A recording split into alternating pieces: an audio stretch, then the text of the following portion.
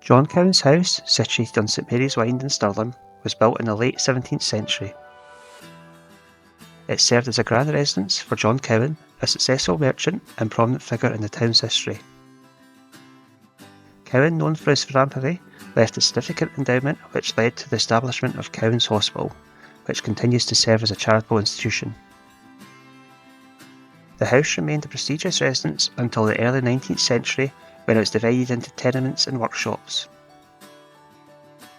Over the years, the building fell into disrepair, and by the late 1800s it had become severely neglected, leading to the removal of its roof and upper storey. Today, restoration efforts by the Cowan's Trust aim to preserve the historic structure and transform its grounds into a public garden, ensuring Cowan's legacy endures.